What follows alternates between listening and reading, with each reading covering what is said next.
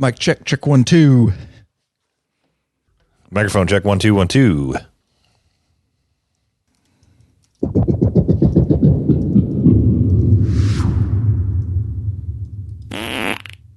Smell that, Lurch? Yeah. Smells like mints, doesn't Smells it? minty fresh. That's so weird. It is. It smells minty fresh. And you want to know why?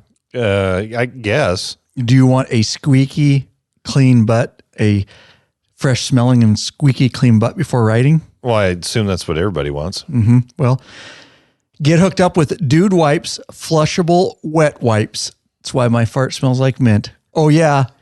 Your butt will smell like a breath of fresh air.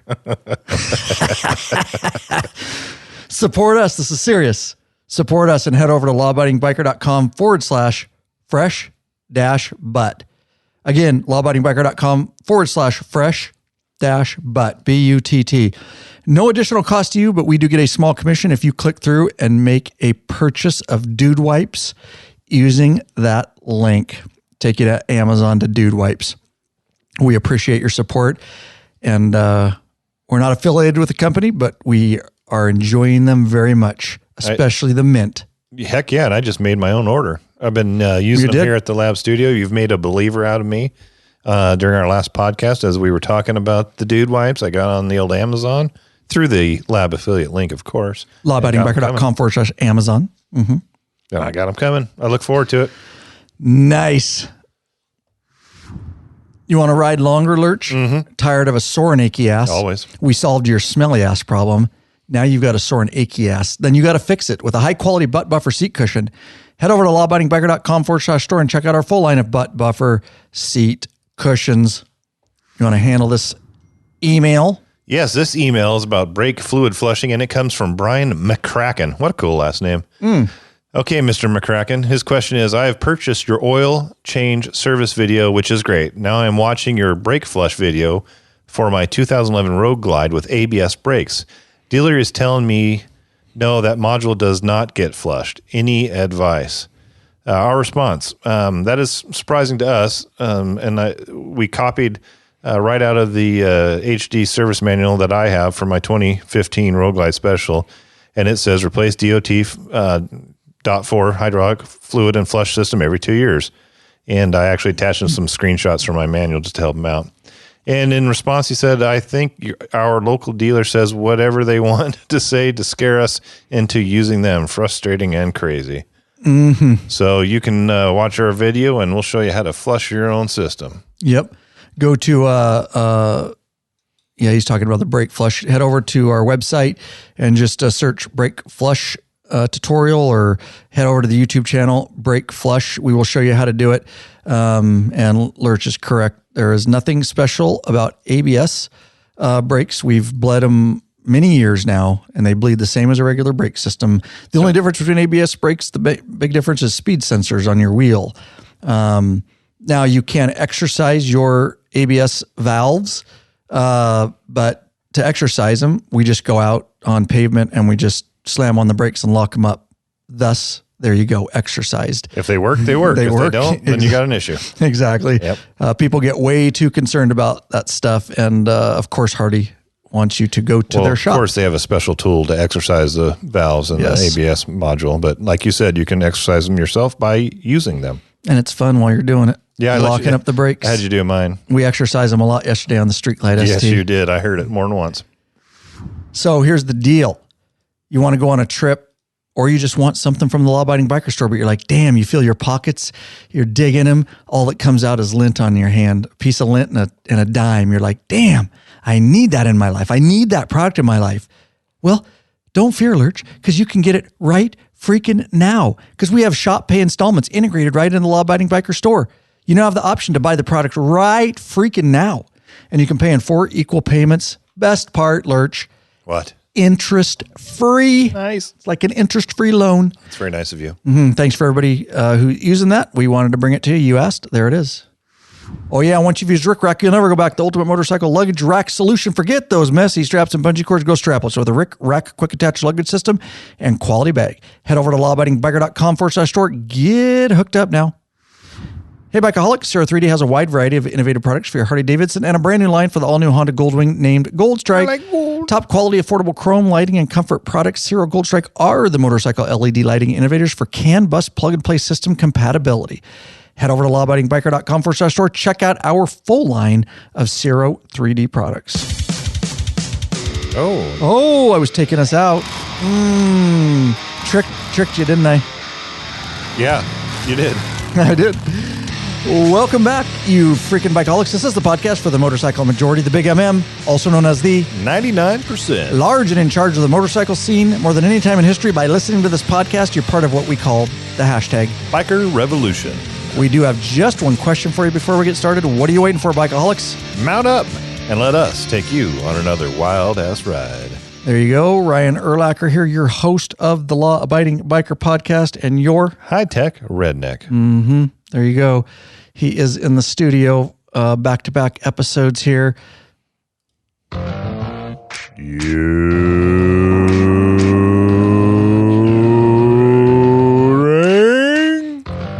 Lurch in the house. And so good episode for you guys today. We are going to talk about the new 2022 Harley-Davidson Lowrider ST. I went down to California. Harley took me down there. I test rode it and reviewed it. We're going to dive in deep into that bike and what it's all about. It is selling like hotcakes. Crazy. Hardly ever sees a dealership floor, and we'll get into some of the reasons probably why and give you some insight. All right, we handled that. With that said, yes, there is a new free video, and since this is the subject matter, it's basically the YouTube video that I did on this. You'll want to watch it. A lot of what we're going to talk about, we are able to get in deeper on the podcast because it's long-form content. Yeah. Yep. And the YouTube video will show you a lot of what we're talking about. So make sure you get over there and see it. It's called A Sport Touring Dream, 2022 Harley-Davidson Lowrider ST. Test ride and review. And of course, lawabidingbiker.com/whatever episode number this is. We will put a link to the video in there. But like I say, it's already out on YouTube and it's on our website if you search there too for Lowrider ST. We just got off an episode which will air before this one. And that's when I went down to California, test rode and reviewed the new Nightster, Sportster Nightster. Actually, they're just calling it the Nightster. It is technically a Sportster, but it's in the sport lineup along with the ST or the Sportster S. Yes. Okay. With that said, also here we have a bike that so I reviewed those two bikes down in California, the Lowrider ST and the Nightster, and then Harley sent us a Street Glide ST with the 117 Milwaukee 8 right to us here to ride and review for 30 days. And we have been riding and reviewing the heck out of it. And you guys are going to love that video when it's put together.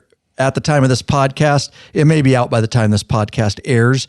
So go look for that. But at the time of it, we got one more day of filming to do coming up Monday, our Monday, and we'll get it done and I can get it into edit. But that will be, we've got a lot of footage and that will be a really cool video. And you should definitely take a look at this bike. It's going to need some new floorboards. I'm not going to lie. Yeah. I've been testing sharpening the floorboards for sure. Yeah. We've done a lot of fun stuff and we have a lot of fun stories during the filming of that. So make sure you check that video out. Also, guys, with that said, we are doing a lot behind the scenes stuff. You need to get over to Instagram. We're building our Instagram at Scrappy587, SCRAPPY 587, or just search Law Abiding Biker, or better yet, search Ryan Erlacher. It's at Scrappy587. A lot of stuff we're doing over there, pictures and reels, real quick videos and stuff, behind the scenes stuff that you won't see sometimes we just post there stuff you won't see anywhere else. So get over there. Of course, we're putting out the YouTube shorts. Make sure you're subscribed to the YouTube channel. We're blowing it up over there with the help of you guys and your support. So make sure you hit that subscribe button over there. Of course, we're on Twitter at Law Abiding Biker. We got the public Facebook page, which is Law Abiding Biker also. So, but definitely hit that Instagram up, guys, and give us a follow over there. We'd really appreciate it. Now, we love our paying sponsors up front, our regular sponsors. Now, these folks also are sponsors, and a direct reason that these podcast episodes keep coming to you after 8.5 years. These are some of our newest patron members. Jay Engels of Holiday, Tennessee. He is top tier. D. Cooper of Glencoe, Oklahoma. And Brian Young of Surprise, Arizona. Michael Maggie of Deland, Florida, top tier. Mike Vieira of Vassaville, California. Vacaville, California, and John Babita of Overland Park, Kansas. Alan Wright of Florence, Mississippi, top tier. Thomas Diesel of Genoa City, Wisconsin, and Nick Labrie of Port Charlotte, Florida, also top tier. There you go, lawabidingbiker.com/Patreon, Patreon. Pledge a certain amount per piece of content. No risk to you because you could put a monthly cap. There are benefits such as t-shirts and stickers, access to the private Facebook group, which is a troll-free zone. It's nothing but bikers helping bikers in there. That's right. The best motorcycle forum on the interwebs, access to live video broadcasts and chat, podcasts early, access to premium videos upon request, and of course, those ride, meetup, and events. And speaking of patron members, if you're a patron member, you will have heard this long before everybody else, because that is one of your benefits is you get podcast uploaded into the back end of your patron account. So be checking that, and you'll be able to hear all these episodes long before they come out to the regular listening audience that just listens to the podcast app of their choice when they come out. So there you go. And also talking about patrons, patron Matt Haywood loves it when we call Placerville. I love it. So I almost didn't say anything when you said Wasserville. I was going to leave it just to irritate the shit out of him, but I thought, we'll fix it for him. We'll try to say it correctly. So we are going to break down, guys, and I'm going to give you, if you haven't listened to the Nightster episode, make sure you do that. I don't know that I'll go as in depth in this episode on the California trip and what it was all about. I'll talk about it a little bit because it's going to come up, but make sure you listen to that if you want a little bit deeper dive. I give behind the scenes of what it's like to get invited down and actually review bikes for Harley-Davidson and kind of how that goes and kind of how they have it set up and how they treat us and things like that. So we'll talk about a little bit in this episode, but definitely hit that episode up and you'll get a deeper dive into that. Now, just like the last episode, full disclosure, yes, Harley-Davidson paid for my flight, hotel, and meals, but Harley has never told me what I can and can't say about these bikes, and I say that on my YouTube videos too, and so you always know you'll get an honest review on this channel. If you watch a lot of the review videos, I'm not saying the only one, but I'm one of the only ones that will say pros and cons, because there's always cons to a bike, and yet they can be very nitpicky sometimes because this bike's hard to find some wrong things with it. I always try to be fair and and on the YouTube channel and on this podcast. And if they did tell me what I could and couldn't say, well, I simply would not go on the trips and review bikes. That's just a personal, thing I have as far as integrity of the channel and of this podcast, that no matter what, you're always going to get a fair review. I'm not just going to tell you everything's hunky-dory when I see maybe some flaws or things I would like done differently with a particular bike. So with that said, Lurch, you got anything up front? Well, today, as we are recording this podcast, it is Cinco de Mayo, and, we had to celebrate. Now, normally you would celebrate by going out and maybe having some cocktails in the evening, but, we're working during the day. We're professionals. We don't have time to do that kind of stuff. So we celebrated with our favorite Mexican restaurant, Don Cheo's, here in town, and loaded up on burritos. So I'm quite full. If I nod off, you might have to wake me up. Yeah, vice versa, dude. It was that place is always good. Always good. All right, so let's dive into the we'll just start. So the Lowrider ST. Here's the deal. And what's the deal? Tell me what the deal is. I'm going to give you some inside back information. Oh, good. And a lot of it was public on there when they did their video release of the Lowrider ST, but it was clear. So each morning, I flew in one day, that was a travel day. And then the next day was test ride the Nightster. And then the next day was test ride and review the Lowrider ST. And then the next day was flight and travel back home. The 2 mornings we tested bikes, they would brief us. Harley representatives would brief us in the conference room. and give us information and insight into the company's thinking and what they're trying to, what they're trying to do and what demographic they're reaching and why they're doing certain things and making certain models and things like that. So basically, Harley in recent years has done a good job at paying attention finally and revealing that they're paying attention to their customer base and their ever-changing demographic of older riders phasing out and new riders, which is why they're, we talked about coming up with a Sportster with the Revolution Max engine, yet keeping air-cooled V-twin. They're somewhere in between, right? Mm-hmm. So with this, Harley was paying attention in recent years, and they really saw a lot of people taking the regular Lowrider S. Now, I have a 2016 Lowrider S, which has the Dyna frame. It's a Dyna Lowrider S. After 2017, they moved the Lowrider S to the Softail frame. So it's on the Softail frame platform. And what they saw is that a lot of riders were taking these bikes and they were adding, changing engine displacement. They were adding fairings. They were adding saddlebags, just making them look really cool, really different, especially in Southern California. And so they were watching this market and going, okay, we see this is happening a lot. Let's make an out-of-the-box Lowrider ST that's out of the box, ready to go with factory stuff, because then it's warranted too, right? That's one of the benefits you get is the bike's warranted because you're not slapping some crazy aftermarket fairing on it or something like that, bolting it on. People were just bolting. They were basically customizing and rigging things to make fairings on these bikes. And so that's what Harley did. And thus the Lowrider ST came to be born. And it is a replication of what what these guys were doing. And a lot of their inspiration was based off the 80s, very iconic 80s FXRT. Now, the fairing looks different, but it was more modern. But they did take inspiration from the iconic 80s FXRT with saddlebags and a fairing. If you haven't seen that bike, look it up and then look at the Lowrider ST and you'll see that they brought a lot of that concept into this bike.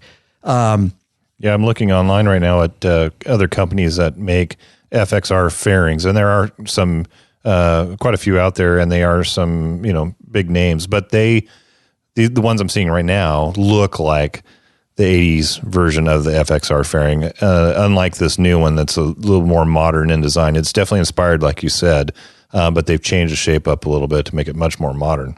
Yep, very well said. So let's start with, we're going to get down and I'm going to give you guys a lot of specs on this bike, talk a lot about my experiences with it. We were down in Santa Barbara, California, by the way. Lucky bastard. Put us up in the Hilton, the Santa Barbara Hilton Beachfront Resort, right on the ocean. And it was great. The Harley reps are let me say this about Harley reps. These guys, I went to review the Pan America, Lurch and I, in Sturgis, and then I went, Lurch didn't go with me on this one. I know. Yep. Missed out on it. But if you want to know why, you can listen. Like I say, I went in deeper into kind of how the trip went and how we filmed it and stuff, but into the Nightster episode. But the Harley reps, these guys are real people and they ride. And the reps that we've dealt with are totally into motorcycling, the lifestyle Harley. They're very down-to-earth people. Mm-hmm. They're looking for feedback. They're getting involved with us YouTubers. There was 9 other YouTubers that went down there with me. And so I just want to say that it's not, they're really breaking down the walls. I talked about this with them at dinner. They've really broken down the walls between the company and the riders and the public by coming to us YouTubers, podcasters, influencers, if you will. I don't like that word necessarily, but you get what I mean. Mm-hmm. They're really breaking down those walls. And I really, these guys, becoming friends with them at this point. And, we text and stuff, and it's really cool that those walls have been broken down and they're really sighting in on the customer and caring about the customer and realizing that they needed to evolve in this way to come into the current times. And this is what companies are doing. You can't just be a brand anymore. You have to be a brand with a purpose and mission and connection with your audience, in our case, or your customer. So anyways, with that said, I'll break it down. So this bike, this Lowrider ST, coming with the Milwaukee 8 117 V-twin air and oil cooled. It's our traditional big twin air cooled motor like we're used to, guys. 103 horsepower, 125 foot-pounds of torque, 47 miles estimated city highway. We are not getting that while we're testing it. I'm not sure we're getting over 30, but if you're lucky. When you told me yesterday we were, I was thinking of the Street Glide ST too. Yeah, the way I was riding this, yes, I was not getting 47 miles. Nor were we the other day. The other day on the Street Glide. Surprised how low the gas was. It was, yeah. I was like, "Are you serious? It's at a quarter tank." We had to put fuel in mine, and he was surprised that I pulled up to put fuel in the ST. I said, "Buddy, I'm only at a quarter tank. You burned through over half a tank pretty quick." We did. We did. We're testing the hell out of that bike, you guys. You got to make sure you see that video.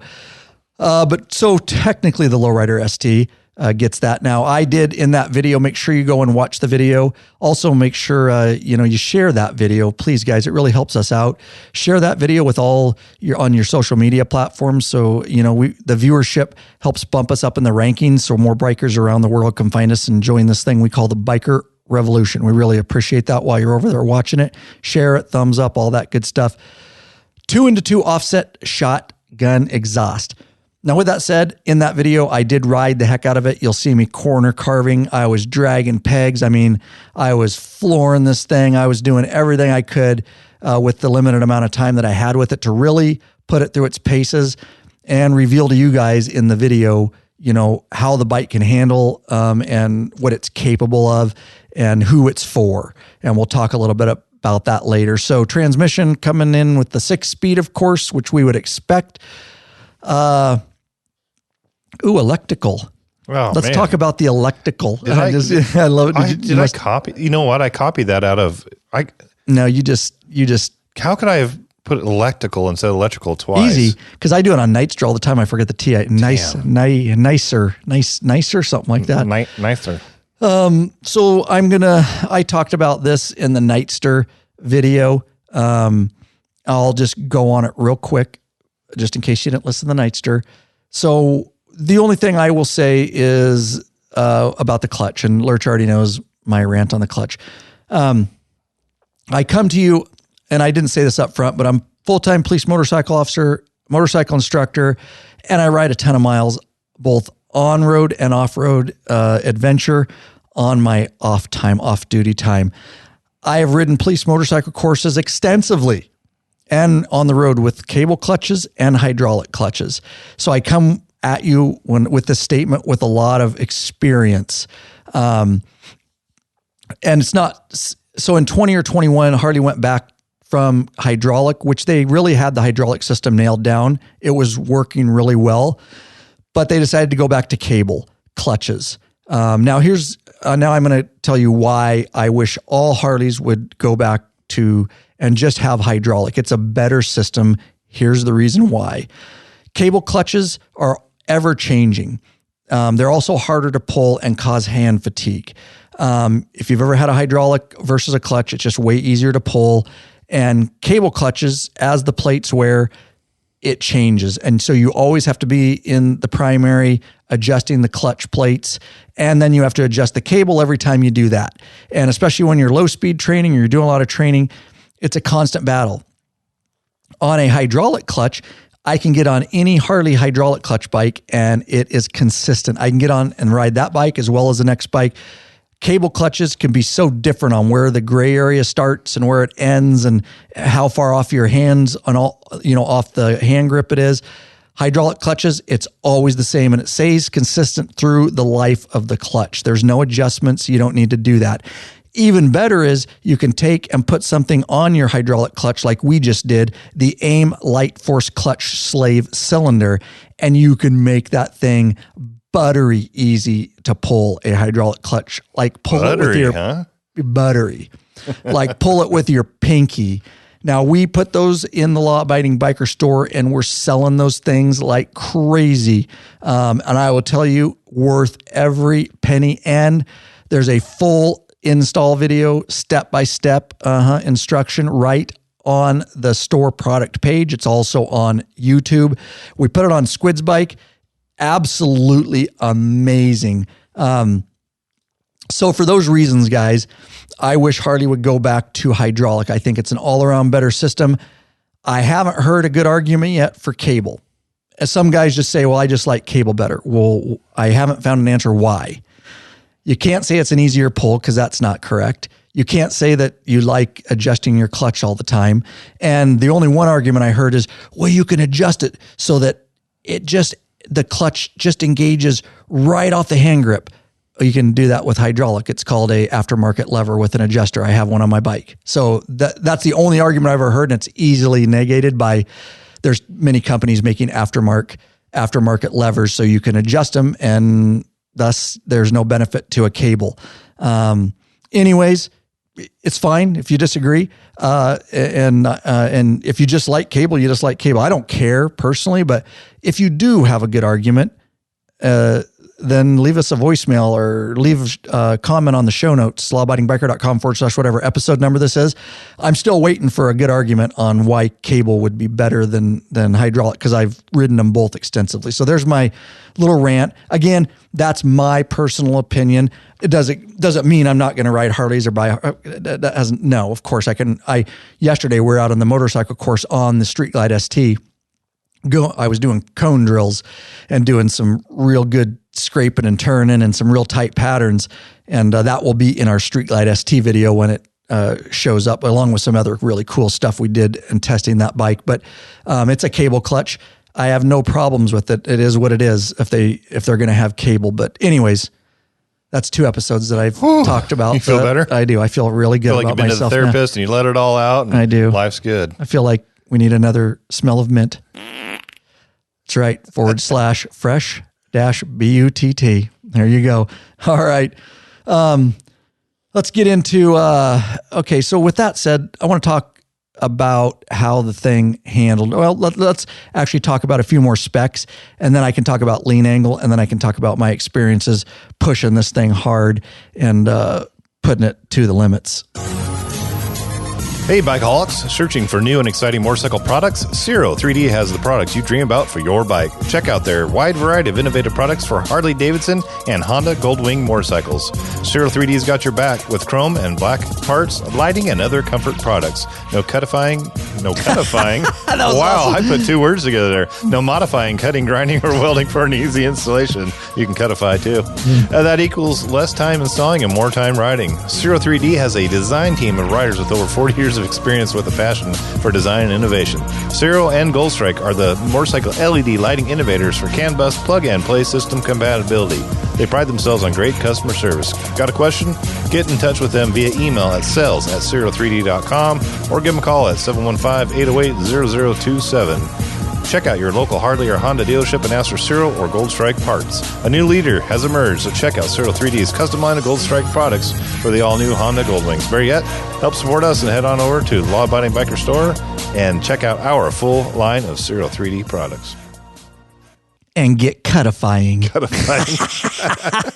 What the hell? Hey, here's the deal. You know what the problem is? We're not drinking beer. Yeah, I got this Kirkland sparkling water in front of me. Now, I will tell you, we've recorded 2 episodes. We just did the Nightster one, and then we're doing the Lowrider ST one here. And we're not drinking. It's actually midweek and midweek. I had a 3-shot espresso, and then Lurch made me another cup of Keurig coffee, and now I've drank 3 cups of horchata from the restaurant that we went to. So I'm all hyped up on caffeine and sugar.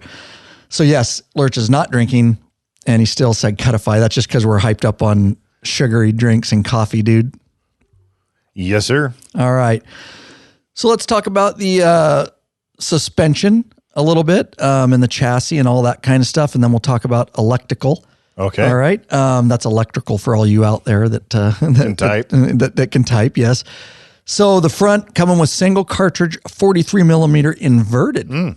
with aluminum fork, triple clamps, single rate spring. Rear shocks are a coil over monoshock, 56 millimeter stroke. I believe that converts to 2.2 inches. Hydraulic preload adjustment. So you've got adjustment back there. And they raised this bike. Yeah, I noticed that when I was looking, flipping back and forth between the Lowrider S and the Lowrider ST. You can actually see it in the photo. The ST is a little bit higher in the rear. Yep, an inch, I believe. Yeah, I would guess, yeah. Yeah, I believe it's an inch higher is what we determined. So it sits, is it an inch? Probably about an inch. Yeah, probably about an inch. I know it's an inch on the Street Glide and Road Glide ST. We're reviewing so many bikes, I'm guessing it's probably close to an inch just looking at the picture. But what it does is it gets that bike up and level and changes the ability to lean that thing left and right, and gives you a little more clearance and all that kind of stuff. It's a better position to be in riding and for performance. But when you have that 1 inch lower, it's a really cool look. Yep. On the road glides, street glides, and some of the Softails. So this was obviously all about performance. Yep, definitely. Wheel type, dark bronze, radiate cast aluminum wheel. Is that what they're calling it? The radiate. Radiate. Cast aluminum wheel.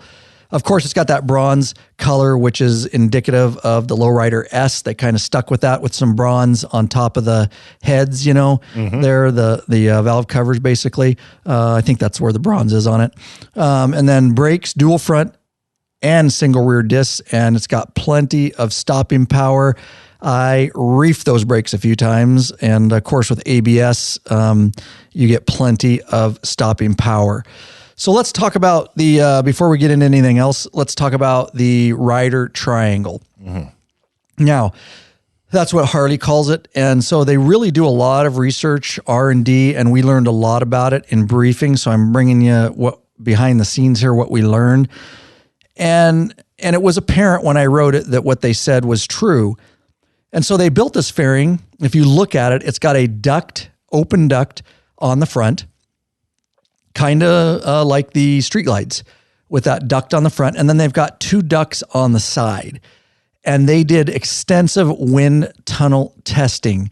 And what those ducts are for is creating a pocket for the rider that will minimize, if not alleviate, buffeting, both air on your body and your head.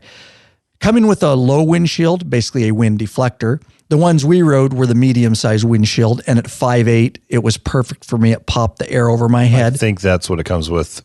It stock. Does. Yeah, there's a taller and a shorter available. There is. Okay. So you got a wind deflector short, the mid-size, which I used, and then you've got a taller one for taller riders. And like I said, it was apparently true because we were out on the freeway at 70, 80 miles an hour, and it was a very nice pocket that created where I was getting almost no buffeting. It was amazing. Very cool.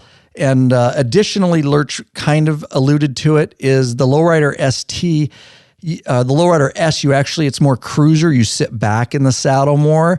This bike, they created the seat and so that you sit up over the bike and you're more centered on it for a more aggressive riding position, along with that better clearance that you have, that the bike sits a little bit higher. I will say that seat, I'm not kidding, it's nice and it curves up in the back and it offers a little bit of back support. And this bike's got some balls, which we'll talk about it. When you roll that throttle in the power band, that really keeps you from sliding back in the saddle. Now at 5'8", I can't tell you my arm length, but I was sitting comfortably while cruising in the position. I'd say you're about a 33 or 34. Perfect. Nice evaluation. 33. He's talking about my arms for all you that aren't. Mine are like 35, 36. Okay. It's generally about half of your I should height. know, but I don't. We'll measure you later. We'll measure. But I sitting in the saddle, I could sit all the way back while cruising, and I had a little bend in my arms while they were on the handlebar. So very comfortable bike for a guy my size. Can I explain that rider triangle a little bit for people that maybe don't know what it is? Please. I got a picture of it up here, so maybe I can try to paint a picture for them in their mind as we're talking. But there's 3 points of a triangle, correct? So on a bike, the rider triangle would be the rider footrest would be the bottom point, and then up to the rider's seat, and then forward to the handlebars, and then back down to the footrest. So it creates that triangle. On a sport bike, that triangle obviously is leaned forward quite a bit because you're leaning forward towards the handlebars and back to the footrest. And then on a cruiser, that triangle kind of rotates backwards a little bit more because now your feet are out in front of you and your handlebars come back to you. So hopefully that kind of makes sense for people. Yeah, that's good. That's good. So that kind of gives you a good idea of rider setup and kind of how the rider sits on this bike, and very comfortable. And I must say, one of the most comfortable stock seats that I've ever sat on. I don't know why. Maybe it's my butt. Maybe it's the way I sat on it. Just right. Was there mint on the seat? The way it smelled like mint after I got done with my dude wipes. There you go. So yeah, good riding position. Of course, when I was doing low speed maneuvers, I had to choke up and scoot up near the tank because I've got to do a full bar lock. And I do a few drills in the video with full bar lock turns to show you guys. I will say it was weird, that bike, just the way it leaned and balanced. It was a little more difficult than most bikes for me to, I could still do it, to bar lock, and the gray area for whatever reason, which is weird, because our Street Glide ST that Harley loaned us here for 30 days to review, it has the same motor and you would assume the same clutch. And yet I don't know if it was the balance of that bike, but it was a little bit harder at low speed for me to do that. I really had to be on my game where I can be a little bit lazier on the Street Glide ST. But who knows? That was just my experience. Interesting. Yeah. Well, the Lowrider ST is a lighter bike. You wouldn't think it'd be more top heavy. Obviously, the balance is going to be different between that and the touring bikes. Maybe the touring bike, the center of gravity is a little lower. I don't know. Strange. Yeah. I don't know. Just something I noted while I was doing my bar lock turns. You think it was the wheel length or anything? I don't know. Huh, interesting. I have no clue. All right. I just had to really be on my game, and it was a very narrow, it seemed like narrow gray area. And it just didn't seem quite as balanced. For high speed, and cornering and canyon carving, it was wonderful, perfect. It would just take a little more. I only had so much time with the bike. So give me another hour with that thing, I'd have had it nailed, dialed in. But maybe seat too. Could be. I think you tend to sit a little bit lower in this Lowrider ST than maybe you would in on the Street Glide ST, where you're probably a little more forward and a little more up. Could be some of that. Could be. Hard to say, but I did note that. Okay. So 6-speed transmission coming with there, guys. We already talked about the clutch. I know you guys want to hear me talk about the clutch more. So, and again, I'm not against cable, by the way. That's just was my opinions on that. Let's get into. I'll talk about the cornering and stuff, but and then we'll get into some of the other stuff here, Lurch. But let's do this real quick. Are you searching for the easiest and quickest detachable luggage system for your motorcycle? Rick Rack has just what you're looking for. Forget all those frustrating straps and bungee cords that come loose and slap your paint. Check out one of Rick Rack's awesome quick attach strapless luggage rack systems. This father and son team designed something really special that you can't find anywhere else. Yep, these guys ride, so they truly understand the needs of bikers. The Rick Rack quick attach system is strong, durable, and secure with a lockable system. Also, check out their full line of touring bags to accompany your quick detach system. Once you use Rick Rack, you'll never go back. What are you waiting for, Bikeaholics? Head on over to Law Abiding Biker Store and check out our full line of Rick Rack systems and bags. lawabidingbiker.com/store. Nice. And let's talk electrical.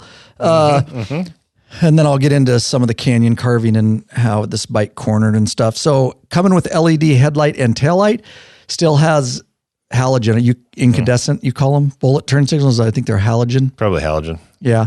They still have not incandescent. Yeah. Is that what I put in the notes? Yeah. Oh, geez. I changed it. That's all right. Yeah. When I was talking. Change it again. Bullet turn signals, of course, easily changed out with the Zero 3D LED signal light inserts from the Law Abiding Biker Store. That way you could have LED all the way around. Take you like 5 seconds to install. Super simple. We do have those in stock, black or chrome. The gauges, let's talk about that. So it's a 2.14-inch viewable area LCD display with speedometer on there. That's in the top of the handlebar clamp. It is. Mm-hmm. How's the size? I mean, as far as looking at it, could you see all the information pretty easily? I could. Okay. I didn't have any problem, and I was pleasantly surprised because the pictures give it a different, one of my concerns getting on this bike before I got on it and saw it in person is that you would have to be looking down a lot to see that. Now, I can tell you, riding the bike, it is actually up and angled back towards the rider. And I was pleasantly surprised that the pictures just don't do it justice. When you get on the bike, you can look ahead and you can barely glance down and you can still see in front of you, but yet you can still see the gauges. I was very pleased because I thought that was going to be a con of that bike, is taking your eyes off the road, but they did a very good job designing that. So don't be concerned about that. It's don't let the pictures fool you. Go see one in person. Good luck with that because they can't keep them. They can't even get them on dealerships floors. There's so many pre-orders. But I wondered how popular it would be, and there's your answer. Yep. And so it's angled up and back towards the rider. I did not find any difficulty reading it. Of course, when the sunlight's blaring on it, but that does that with my Street Glide that has and my Road Glide. That's just, so there's no points taken on that.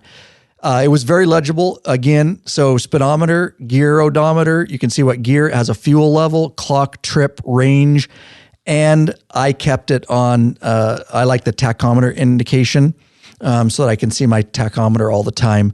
But all that information is in that, and it basically it's on the top of the handlebar clamp. Is if we didn't mention that, that's right where it is, top of the handlebar clamp. So yeah, I really liked it. Some good technology built in. It is 2.14 inches. It doesn't seem that big, but the way you sit on it, and I was wearing glasses. I wear glasses, guys, to read. And I wore glasses on my helmet and I saw it fine. And I didn't have to like squat down to see it or anything like that. Like I said, all I can say is I was pleasantly surprised because I thought that was going to be something that I was disappointed about. So unique features to this bike, cruise control. So what's the ST? Sport Touring. And that's basically what this bike is set up for, is sport touring, guys. Cruise control, it's got the frame mounted fairing, of course, like the Road Glide. So the handlebars turn independently of the fairing, unlike a Street Glide or Batwing fairing. And it's got removable compact saddlebags. Let's talk about that a little bit. Yeah, they're not your normal Harley saddlebags, meaning they're not opening from the top, right? They're clamshell. Yeah. Yeah. Not sure how I feel about that. I would think it'd be difficult to pack, because when it opens up and you put stuff in, now you got to close it and you can smash. Does that make sense? Yeah. Whereas you're just dropping stuff in from the top, it seems. I don't like clamshells. I'm not a fan. Yeah. Well, there's some clams that you like. Yeah, right? there is clams I like. Yes. But you don't like clamshells. Clamshells I don't like. I don't like the shells. I throw those out. I go for the meat.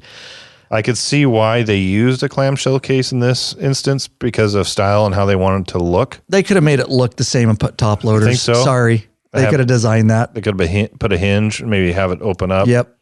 I think they could have. Open forward. Yep. But it's not going to keep me from buying this bike, and it's clearly not keeping anybody else from buying this bike. I'm just nitpicking. Like I said, we're fair and honest on this channel, on this podcast.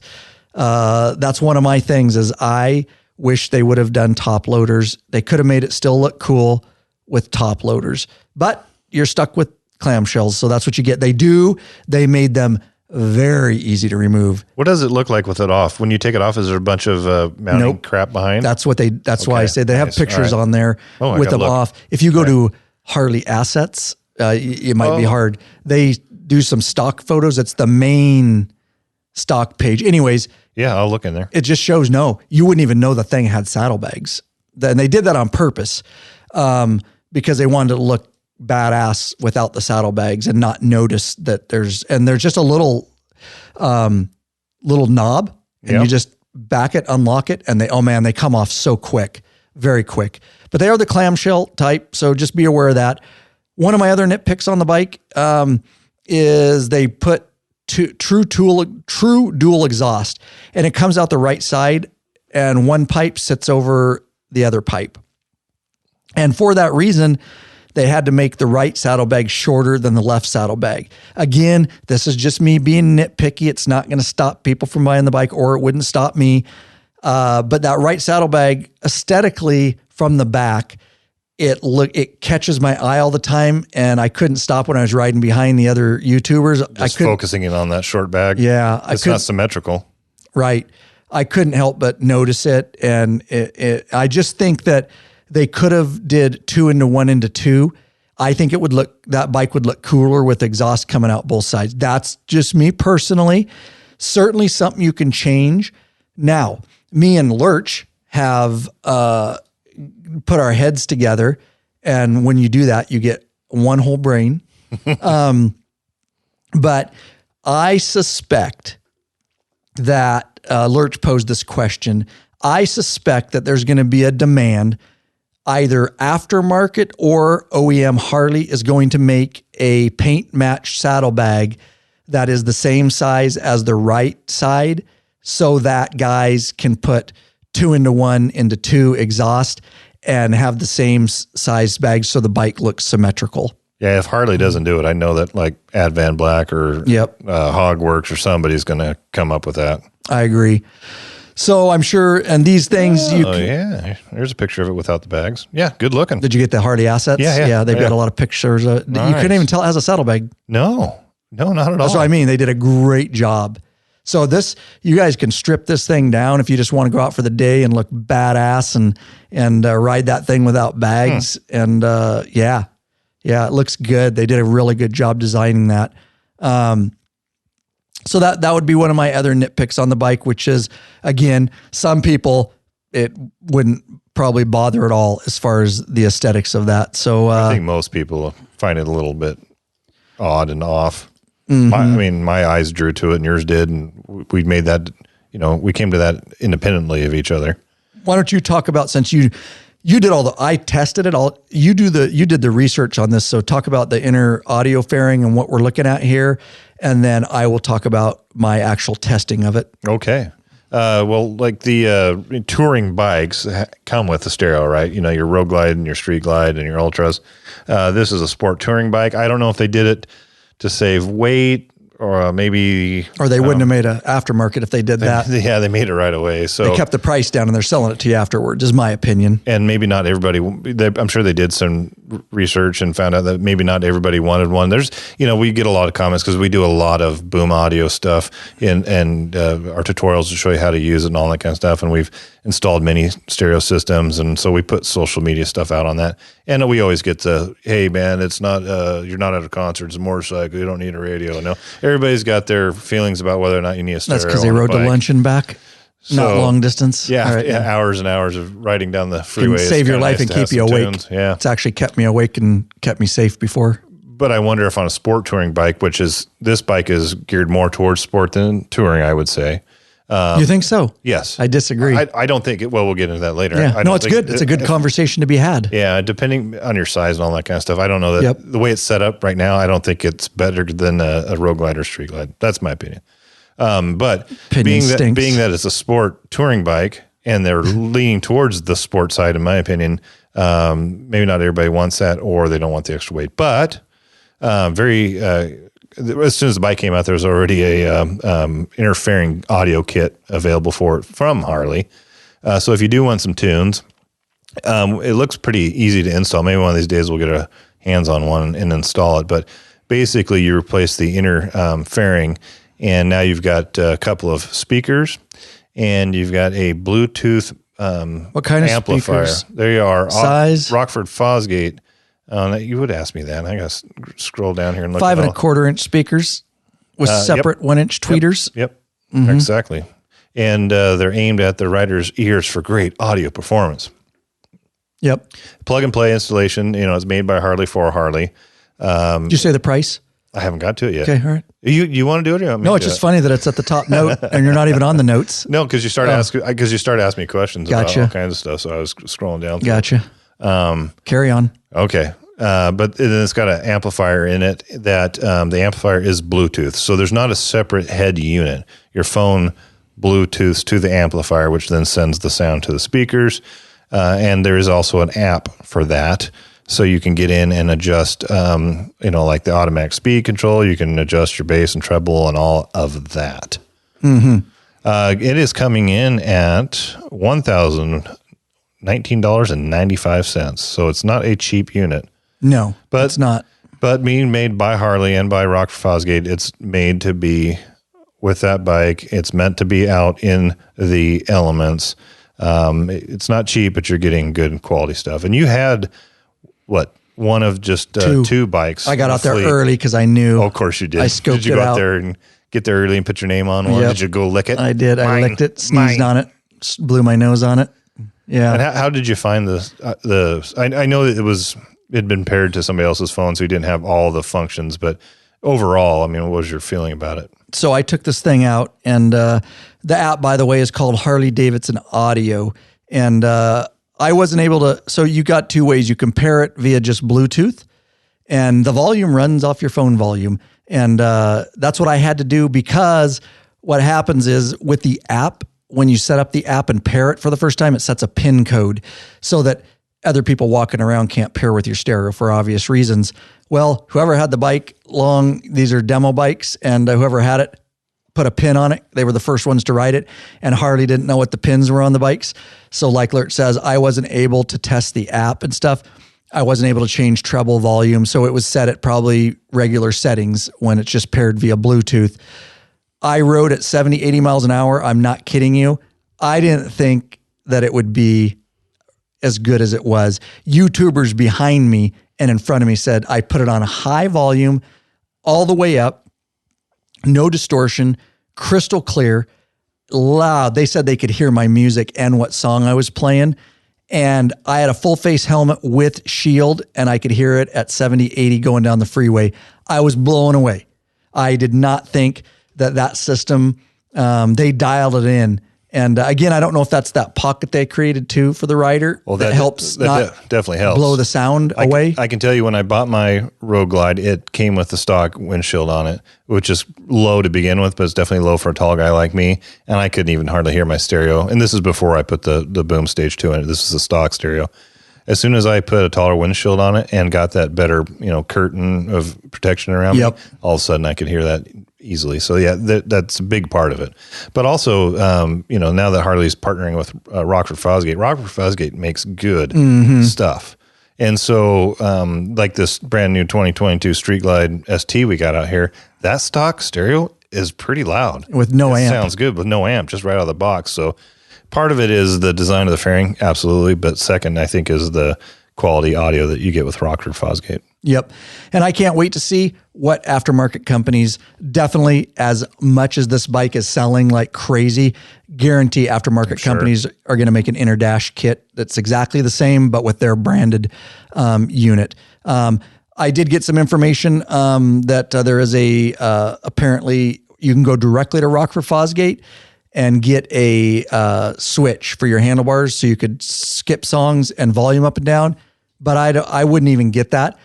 You're going to need your phone for this, so I would just mount your phone. You're absolutely going to need a biker gripper, the strongest, sexiest, sleekest cell phone motorcycle mount on the market, sold right in the law-abiding biker store, has our stamp of approval, thousands and thousands of miles on that thing. Several road wrecks and adventure wrecks, and phones did not come out. 18 pounds grip strength. Tight. That's the biker gripper. You've got to get that up on your lowrider ST, because then all you need is your phone and you can reach up, skip songs, volume up, down. You're going to need your phone right up there on the bars. Black or chrome, control mount or universal bar mount. And that was a must. I wish I would have had that. I had to keep reaching in my pocket to turn my volume up and down and stuff like that. You couldn't see, I'm not going to get my phone out and hold it in my hand while I'm riding. And, so I had to set a song, and then all I could do, it would just play the playlist. For the volume control. Yep. But that, if I got that bike, that is like that add-on is absolutely necessary. It is worth every penny, but I hope that aftermarket companies come out with a cheaper alternative that sounds just as good, which I'm sure they will, because you are paying the Harley tax on that. That's clear. So just because of what it is, it's definitely not that expensive. So, rider safety enhancements. That's one complaint a lot of people will have. This is a sport touring. It's in the touring family. We talked about the Street Glide ST. We'll talk about it again. It has all the rider safety enhancements, such as cornering ABS, cornering traction control, right? Yep. Hill assist, drag, torque, slip control, all that is safety rider enhancements. None of them. All it's got is ABS. It is stripped down. That keeps price down. But I know some people will say, well, it's sport touring. It should come with those things. Well, it doesn't. And it's clearly not stopping people from getting it. I don't care that much, me personally. I'm pretty comfortable riding and doing those things myself. But just know that it is not coming with any of those things. Be aware of it. Let's talk as we go down here. Let's talk. What have we skipped anything up here? Make sure we're covering everything here. You didn't get that first one. The dimensions, some of those dimensions there. If you scroll up to the top, right there. Oh, yeah. Front wheel, 19 inches, rear wheel, 16 inches. I think we determined 130 on the front and 180 on back is what we looked yesterday. No, that was the Street Glide. Street Glide ST, sorry. So I'm thinking it's probably the 110. I said it in my video, but it was in my notes. Yeah, I don't remember. Look it up. All right. Fuel tank, 5 gallon, so minus 1 gallon. Decent for touring, yeah. Decent for a lighter bike. It weighs in at 720 pounds, which is 800. The Street Glide ST is 814 pounds. That's 93 pounds lighter. And the same Milwaukee 8 117. 93, almost 100 pounds lighter than the one we're here in the shop that we're demoing. And that thing rips. So I can imagine what this Lowrider ST is like. It was awesome. Yeah, it was insane. Rocket. It was a rocket. Luggage capacity, if we didn't mention that, 1.9 cubic feet in those clamshells. So that's kind of all on the dimensions. Let me talk about rideability of this bike. So where's lean angle? There's a lean angle, and I think it's why. I hand wrote a bunch of notes that were missing on this thing. Can you look it up? I can try to find it. It's right in the specs on that bike. Anyways, we'll get the exact lean angle for you, or lurch wheel here. I want to say 32 degrees. That sounds about right. I don't remember it being on their webpage. The one thing I did note about the rider triangle lurch is that I haven't mentioned is that one thing that struck me when I first got on the bike, the mid controls. Oh, here's the width of the tires too, by the way. 110 millimeters in the front and 180 in the rear. Okay. Very good. One of the things that struck me is when I got on that bike is that my knees were up higher than I suspected. The mid controls sit higher, and I assume that has to do with lean angle. I'm sure, which is 31.3 degrees. Okay, 31.3, perfect. It was just, as soon as I got on it, put up and took off, I was like, whoa, these sit higher. Now, it's not uncomfortable. They're mid controls. Mid controls are only so comfortable. Look at King of the Baggers. They did that with those too. You know, you got a mid control, raise it up. You know, you get more of an aggressive riding position. That's that sport part of the sport touring. Yep. Yeah, you could probably put some forward controls on it and potentially get a little more comfortable, but you kind of sacrifice a little bit of lean angle. Yep. So that is just one thing I noted is it sits higher. You could definitely ride it as a tall rider, but again, you're running into that your knees being up so high. And I don't think on this bike, it's got the heavy breather coming out the side. I don't think your leg would hit it. The reason is that your legs are back on the mid controls. The reason your leg hits the heavy breather on the Street Glide ST is because it's got floorboards and their forward controls. Okay. Yeah. This one does have the heavy breather, but the feet are in different positions. My leg was straight down, so I know even taller wouldn't affect that. So I don't think your leg would be hitting it at all. Yeah, on the Street Glide ST, I'm reaching out for the floorboards and I'm hitting the thing. Yep. The breather. Yep. So with that said, that gives it, obviously the lean angle, like Lurch said, the more aggressive riding position. I drug pegs like crazy on this thing. Of course you did. I don't know that they can make a bike that you wouldn't. True. If you just start dragging knees then. They took the little feelers. A lot of the foot pegs underneath guys have feelers, so you hit those first. These do have it. Same with the Nightster, but for the demo bikes, for us, they took them out because we get more lean angle before we get into the little feelers. And so I grinded those things down. You'll see it in the video. I actually show you a video shot of how ground they were. But I had a lot of fun on that bike. As you'd expect with the Milwaukee 8, it's a 117. The power band is amazing. It's right up there at that 3,500 RPM. You roll that throttle, it will set you back in that seat, being 100 pounds lighter than the Street Glide ST. That nice curve up seat in the back keeps you from sliding back. It's got good support. The lean angle was amazing. You can carve on this bike, let me tell you. The input was great. Transitioning, going around to the right and then a quick corner to the left. Great transition. Didn't have to put heavy input, some body weight shift and pushing those handlebars, and it likes to corner. I cornered it hard and got zero speed wobble at all on this bike. It stayed true. I rode with no hands. It tracks. It's tight. It feels tight. The motor feels good under you. I mean, everything about this bike is really amazing. And I absolutely had a ball riding this bike. And back to our topic, as we're kind of winding down here, we'll wind down, but I kind of want to talk about who this bike's for and if you could actually tour on it and all that kind of stuff, because I've got a little bit of input on that, but let's go ahead and do this. Ride longer and treat your ass with some respect already. Oh, that ass. Get hooked up with a premium butt buffer seat cushion. This company of bikers developed a super thin, hospital-grade seat cushion made of solid and elastic materials. And unlike gel pads, it won't leak if punctured.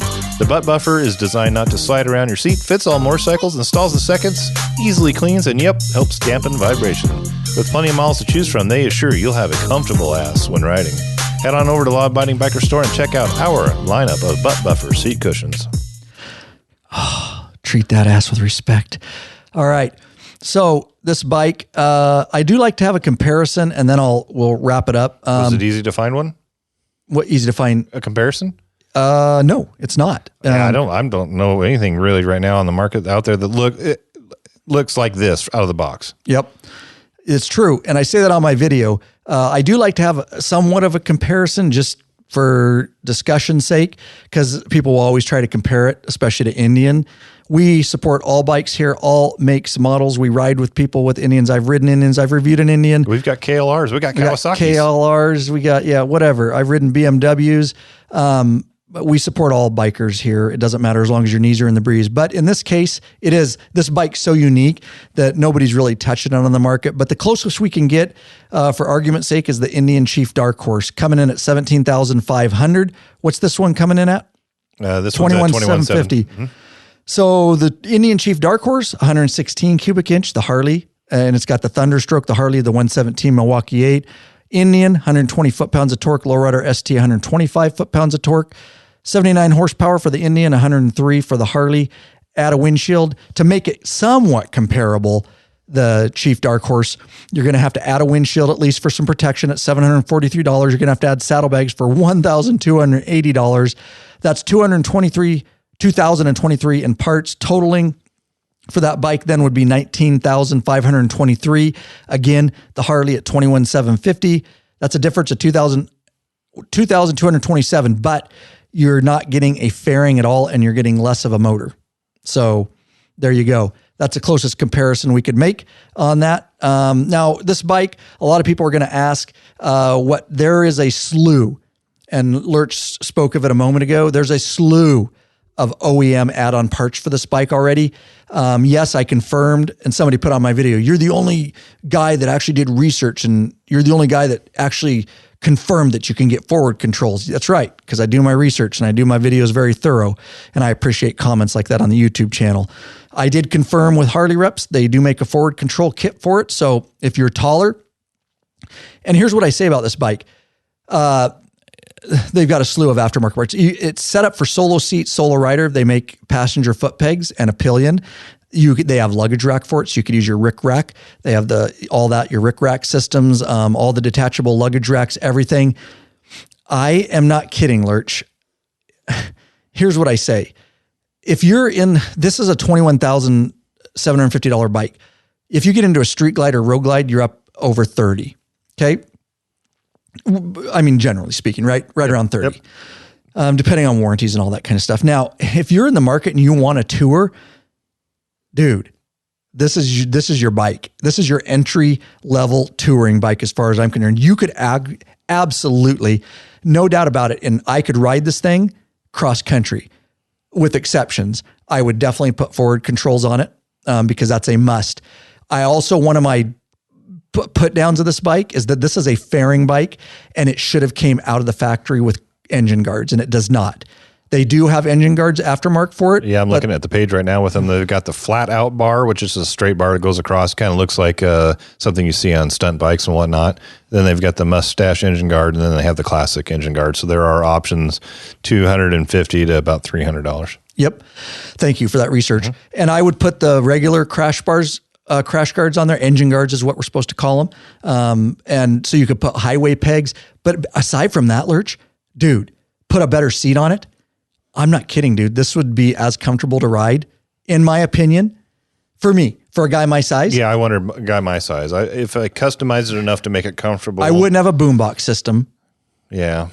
But so that's really all you'd be missing is a boombox system. Yeah, I agree with you that it could be a good touring bike depending on your size and how you set it up.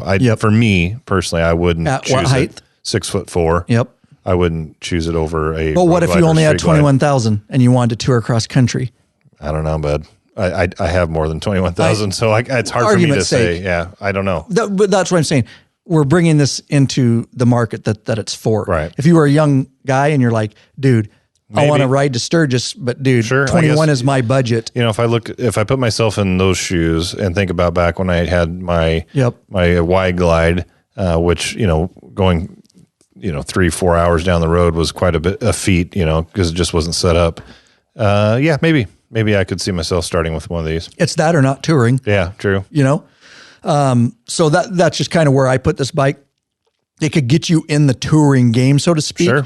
And if you want to be that badass and you want to take the bags off and go carve canyons and look like a badass and put some, California, like I have on my lowrider, some California T-bars, West Coast T-bars, kind of deal. A lot of guys are going to be doing that. I look forward to see some of these customized and see how they turn out. Me too. And as well as they're selling, their aftermarket companies are going to start going nuts with this stuff. I'm curious what one of our sponsors, Zero 3D, is going to do with stuff. A lot of stuff will already fit it because it's a soft tail. Yep. You like the light insert signals, fangs, and things like that. But I'll be curious. Zero's going to do something up front on that bike, I'm sure, like that vent light trim for it. Oh, yeah. I'm just curious because it's a headlight bezel. I guarantee that, or I can tell you for a fact that this bike is so hot right now. You're going to see them everywhere. And I don't think Hardy right now, they can't keep them on dealership floors. I was on my YouTube channel on the video. I interviewed Matt Laidlaw, and he was one of the YouTubers down there. He kind of talked about it, not on camera, but off that he got an allotment of bikes, 6, and he sold them. Did I say it on the video? That's what you told me. Okay, yeah, like 6 or something, and they were sold before they hit the floor, and there's people waiting in line to find these bikes around the nation and around the world to people to get their hands on it. But I want one so bad, Lurch. I know. We've talked about maybe selling your lowrider, your Dyna lowrider, huh? It's so hard. We have to justify it because the bikes we buy around here, guys, obviously we do videos. We have to justify the expense. Like, what are we going to get out of the bike as far as production value and projects? But dude, it was just a fun bike. I think anybody that bought it will be more than pleased with it. And if you're going to set it up for touring, you can set it up for more touring oriented or keep it more sport oriented, depending on what you're going to do with it. Set it up for definitely if you're going to take a passenger long distance, I would get a full touring, definitely a pillion pad and all that kind of stuff. So it's kind of in the touring, but it kind of falls short in those categories. You can't get a big wraparound seat and trunk, and things like that. Can't carry the amount of weight either. Right. Yeah. Exactly. But man, great lean angle. You can just get that bike over and, I love that Milwaukee 8117 and plenty of passing power. I don't know what else needs to be said. I think that's pretty much it, but, yeah. Big success. Big success. Nailed it, Hardy. Nailed it. And so the stuff I said, cons, totally nitpicky, I know. But like I said, you'll get an honest review on this podcast and channel. And some of that is personal preference, like the aesthetics and things like that. But all in all, fabulous bike. I think Harley absolutely paid attention built a bike that nobody can touch right now in the industry as far as that. Like I said, it's hard to even compare it to. Knocked it out of the freaking park. There you go. Well done, Harley. That said, what do you say we take it out of here? Absolutely. Oh, we got a new thing here, guys. You guys should know about this. YouTube super thanks. And we didn't even put it in the show notes, but I've got it in the main. Right. All right. Super thanks. We're a little production in the middle here. That's right. Or towards the end, I mean. Super thanks. So basically any video that we upload now to YouTube, you guys can literally right there leave a super thanks, and it's a donation and a thanks for uploading a video. If you are entertained, inspired, educated, anything, guys, we appreciate that and the ability for us to have that on our YouTube channel now, for you guys to leave a super thanks. I've been wanting that functionality for a long time, and they approved our channel for it, so very stoked about that. Of course, while you're over there, make sure you freaking subscribe. Bump us up, guys. As soon as we hit 200,000 subscribers, we are going to release our full Sturgis documentary for free on the YouTube channel. If you want to get it now, it's only $7.95, lawabidingbike.com/ride-now. That's /ride-now. It's our full featured Sturgis documentary. Nothing but 5-star reviews over there. I guarantee you'll love it. Put a lot of effort into that documentary film. Appreciate you guys being here. And no matter what, I hope you're out there, wherever you are, getting some freaking riding in, Bikeaholics, that's for sure. Don't forget, if you want your farts to smell minty fresh. Who doesn't? Who doesn't? That's right. lawabidingbiker.com/fresh-butt, BUTT, /fresh-butt. That's right. You can get yourself some dude wipes and support us in the process. No affiliation with that company. It's just an affiliate link. No additional cost to you, but if you click through that, using that link, we do get a small commission. Helps put a little fuel in the law-abiding biker gas tank. And keep us running on down the road. Love y'all out there, all you bikeaholics. Thanks for supporting us and keeping us going strong for 8.5 years now. You guys are amazing. Truly amazing.